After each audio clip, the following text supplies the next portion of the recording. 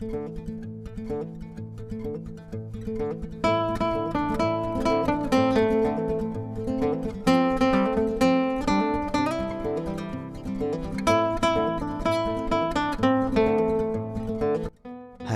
assalamualaikum warahmatullahi wabarakatuh. Jumpa lagi ya sama saya si Teknisi Deso. Gimana kabar sobat semua? Baik-baik saja ya. Oke, ini menjelang berbuka puasa ya. Jadi bisa dilihat di area saya atau di tempat daerah saya itu dari siang hingga sore masih rintik-rintik hujan. Nah, ini kita harus syukuri ya, karena ini berkah ya. Walaupun hujan tiap hari tidak masalah, jadi nggak kerasa ya hausnya, laparnya. Oke, seperti biasa ya, jadi setiap menjelang berbuka kita ngoprek HP dulu. Dan ada yang meminta, bang coba Android lah, jangan Nokia terus. Oke, saya turuti. Jadi saya akan ambil satu. Nah, ini beberapa hari yang lalu saya dapat Samsung gede ya. Nggak tahu itu seri apa. Oke, saya akan ambil satu. Saya mencari.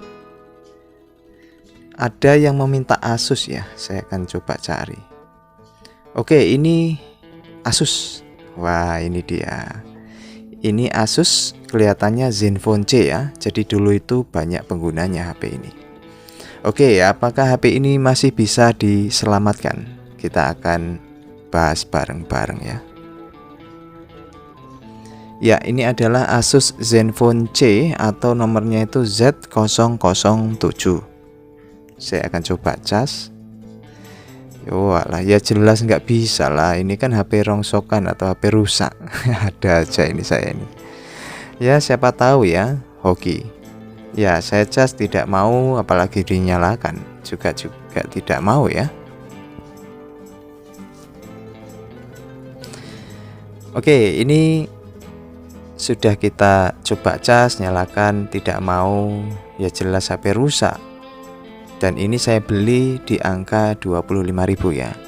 Jadi untuk HP-HP rusak itu saya pembeliannya itu di antara 25 hingga 100 ya, tergantung kondisi HP-nya. Nah, ini saya cek dulu baterainya. Baterai sama sekali tidak ada isi ya. Oke, saya cas dengan cas kodok sambil kita cek di bagian mesinnya nantinya. Nah, ini keadaan HP-nya. Wah, ini retak 1000 ya. Kalau istilah COD itu ada retak sehelai. Ini retak 1000. Oke, ini Z007. Tahapan pertama kita cek dengan power supply ya. Untuk di Asus itu ada automatic ya. Saat seperti ini disambungkan, harusnya jarum ampere naik lalu turun. Jadi dia auto on ya. Tapi bukan berarti dia langsung on nyala. Kalau di sistem Asus kebanyakan seperti itu. Saat disambungkan, normalnya itu harusnya jarum bergerak, naik, lalu turun. Kalau HP ini tidak ada pergerakan sama sekali. Jadi ya biasanya kasus yang seperti itu, yang seperti ini biasanya terjadi di IC power ya. Itu yang sering saya temui. Oke, kita akan bongkar HP-nya ya. Jadi untuk di Asus agak unik ya, sistem motorik kinerja ponsel atau kinerja komponennya. Berbeda di Android yang lain. Kalau di Android yang lain saat kita cek dengan power supply, dia itu diam ya. Berbeda dengan Asus. Asus saat pertama kita cek dengan power supply, dia harusnya bergerak langsung, naik lalu turun. Jadi seperti halnya kalau kita menggunakan Asus Zenfone seperti ini, saat kita masukkan baterai dia getar dulu ya. Lalu kita tekan tombol power. Nah, getar itulah yang auto on. Tapi bukan berarti langsung nyala, jadi otomatis ya. Ya, ini sudah saya copot semua yang tersambung ya. Baik itu konektor, soket. Karena ini kita akan rehot IC power ya. Itu tahapan pertama yang akan saya lakukan. Jika nanti setelah rehot tidak ada hasil, ya berarti harus diganti IC powernya. Nah, ini letak dari IC power itu bersampingan dengan eMMC dan CPU. Dan biasanya ciri-ciri IC power itu dikelilingi pasukan ya. Dikelilingi masyarakat. Jadi IC power itu ibarat pimpinan ya. Pokoknya kalau di sekeliling IC itu banyak kutu-kutu ataupun kapasitor ataupun resistor, ya itulah IC power ya. Itu untuk mengenali ciri-ciri di mana sih letak IC power. Oke, ini saya sudah nyalakan blower ya, dan saya setel di setelan anginnya 3 lalu panasnya 4 ya. Lalu berikan flux dulu di IC powernya seperti ini. Jadi untuk IC power di Zenfone C ini lumayan gede ya. Berbeda untuk di jenis chip Qualcomm ataupun chipset MediaTek, rata-rata kecil. Kalau untuk di Asus Zenfone C ini relatif besar ya. Saya tidak tahu sistemnya itu seperti apa untuk di Asus. Yang pasti saat dinyalakan, sebelum ditekan power dia auto ya. Auto getar, auto. Kalau di power supply auto naik jarumnya. Oke, setelah ditambahkan flux, kita tinggal siapkan blowernya. Tunggu hingga blower panas ya. Lalu kita akan tembak seperti ini. Jadi untuk sistem rehot itu kita panasin sampai dia tuh mendidih.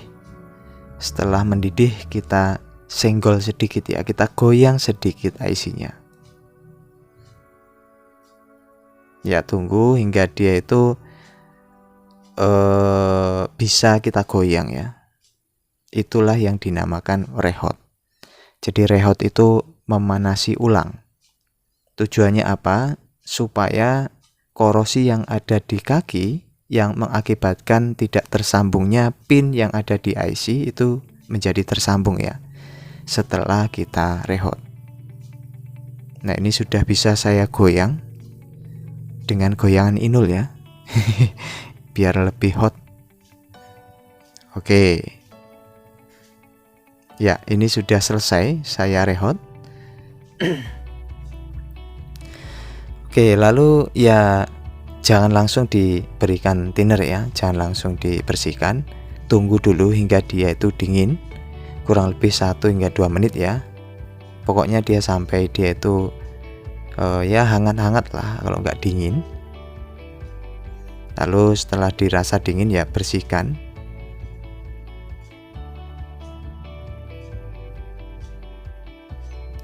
Ya, bersihkan seperti ini lalu dikeringkan ya.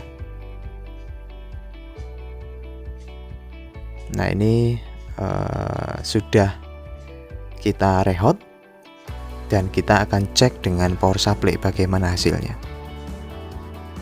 Oke, ini kita cek dulu dengan power supply. Jadi sambungkan kabel positif dan negatifnya ya. Kalau dia naik jarumnya berarti normal. Oke lah, mantap jiwa, mempesona ya. Jarum sudah naik itu artinya normal ya. Oke lah, mantap. Ya, ini sudah saya cek dengan power supply dan hasilnya mempesona ya. Tinggal kita rakit kembali. Jadi yang perlu dipahami untuk di jenis Asus berbeda dengan Android yang lain. Saat kita itu cek dengan power supply lalu jarum dia naik lalu turun, itu justru normal. Berbeda untuk di Android yang lain ya. Jika kita cek sebelum tekan tombol power jarum gerak, itu kongslet. Itulah perbedaannya. Oke, ini sudah saya rapikan, saya pasang kamera, lalu kita pasangkan ini untuk fleksibel bagian tengah ya. Dipaskan dulu seperti ini. Lalu ini untuk antena eksternal. Jadi kabel ini jangan lupa karena ini berpengaruh di sinyalnya. Ya, karena di Asus ini agak ribet ya, banyak sekali konektor yang terhubung. Nah, ini untuk di touchscreen. Lalu kita pasang untuk di fleksibel tombol on off di LCD. Nah, ini jangan lupa kita baut supaya dia presisi ya, kencang. Nah, ini apa ini? Ini buat penutup mic ya, penutup mic bagian atas. Oke. Sudah, kita akan coba cek dengan baterai ya. Baterai tadi sudah saya cas dengan cas jepit. Ya, saya ambil dulu. Nah, ini. Lalu kita akan masukkan baterai. Saat saya masukkan, dia bergetar ya. Itu artinya respon ada.